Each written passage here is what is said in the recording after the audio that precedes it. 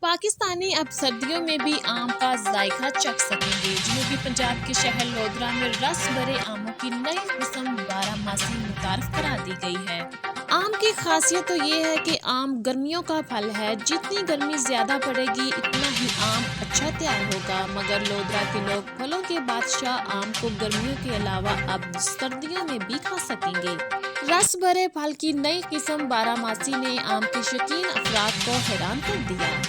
آم کی یہ مختلف قسم 12 ماسی اس کی بوجھ ستمبر میں جبکہ اس کا پھل دسمبر میں پک کر تیار ہوتا ہے۔ 12 ماسی آم کی رنگت سبز مگر کھانے میں انتہائی میٹھے ہیں۔